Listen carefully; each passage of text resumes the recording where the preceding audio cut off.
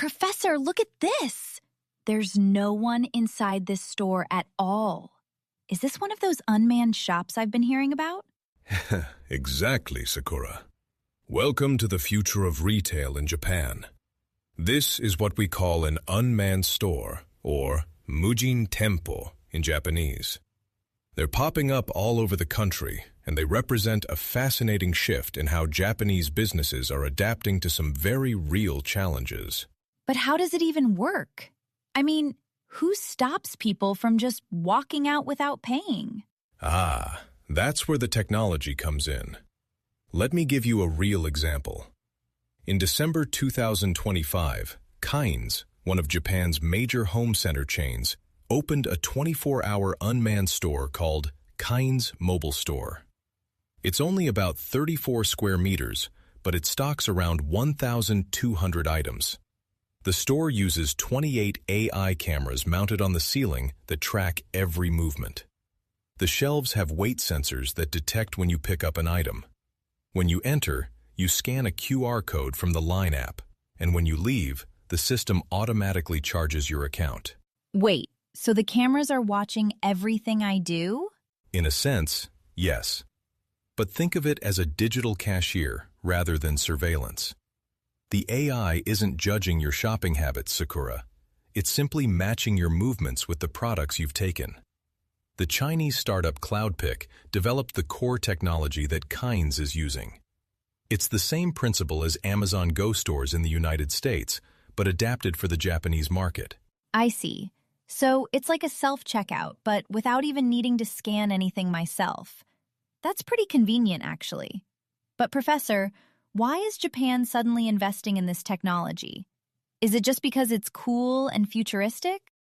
Not at all. There are very practical business reasons behind this trend. Japan is facing a severe labor shortage, Sakura. The population is aging, and fewer young people are available to work in retail. Maintaining 24-hour operations with human staff has become incredibly expensive and sometimes impossible. The CEO of Cainz described this unmanned store as the culmination of their IT strategy. It's not just about technology for technology's sake. It's about survival in a changing demographic landscape. So it's really about the labor crisis? I knew Japan had an aging population, but I didn't realize it was affecting stores this much. It's affecting everything, Sakura. But here's where it gets interesting from a business perspective. These unmanned stores aren't just solving the labor problem.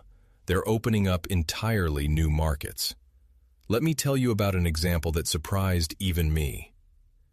In November 2025, a supermarket chain called Belk opened an unmanned store inside a high school in Tokyo. Inside a school? That seems unusual. Very unusual, but brilliant when you think about it. The Otsuma Nakano Junior and Senior High School has about 1,400 students, but no cafeteria. Previously, students could only buy food from 2 vending machines or occasional food trucks. Long waiting times, limited selection, and the machines only accepted cash. Now, with this unmanned store using the TTG Sense system from a company called Touch to Go, students can choose from 200 to 230 items, including bento boxes, salads, and desserts. They pay with IC transportation cards, which almost every student already has. That actually makes so much sense. I remember in my school days, the cafeteria lines were always so long during lunch break. And if you had a short break between classes, you'd miss your chance to eat. Precisely. And this is what makes the unmanned store model so powerful from a business standpoint. Traditional stores couldn't justify the cost of staffing a location inside a school.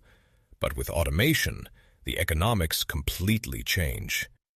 The CEO of Touch to Go estimates there are about 50,000 potential locations in Japan like this. Workplaces, schools, and factories where there's demand, but traditional retail couldn't make it work. So it's not just about replacing existing stores. It's about reaching places that never had stores before. Exactly, Sakura. That's the key insight. Now, let me share something that might give us a glimpse of where this is all heading. China is significantly ahead of Japan in this technology. By the end of 2024, China had over 6,000 unmanned delivery vehicles in operation, completing over 100 million deliveries.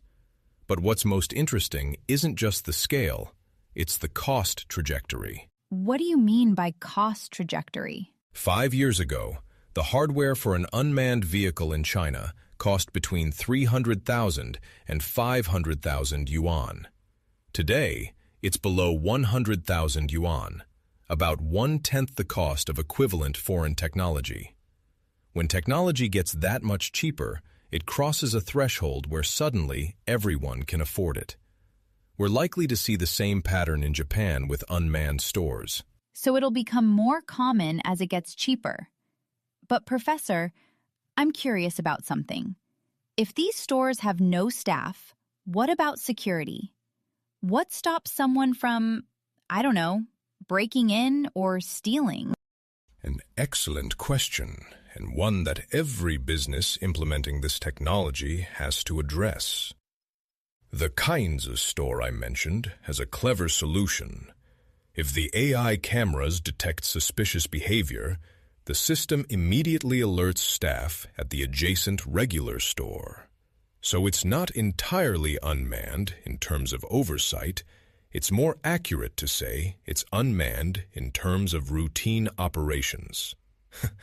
Think of it as having a neighbor watching your house while you're away. That's reassuring.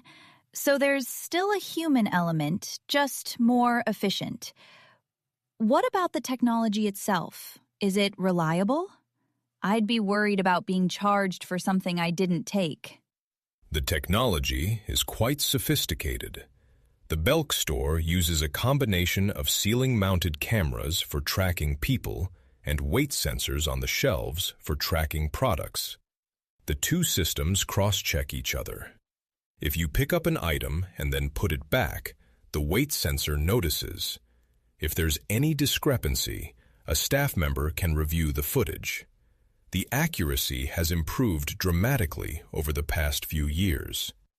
I guess technology has come a long way. But this all sounds expensive to set up. How do companies justify the investment?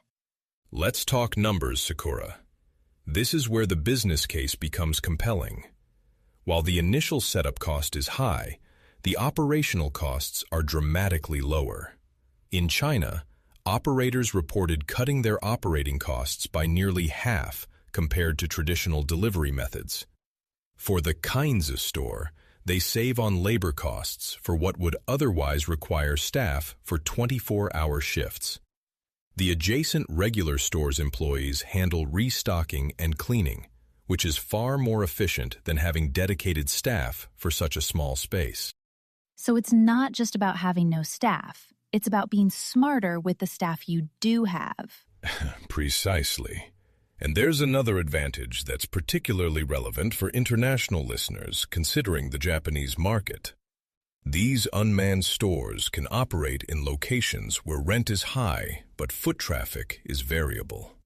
Think about train stations, office buildings, or residential areas.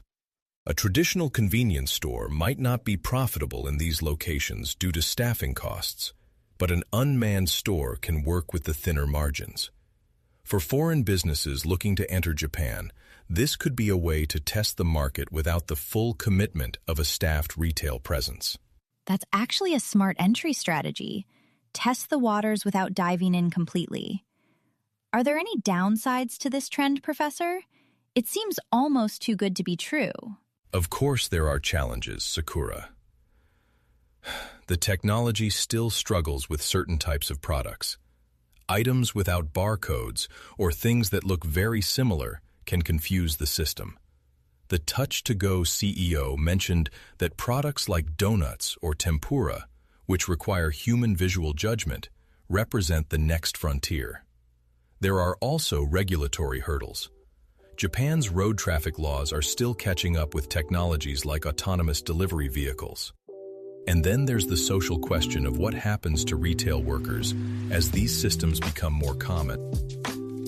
You've been listening to Narrative Japan. Until next time, stay curious and keep listening for the whispers beneath Japan's economy.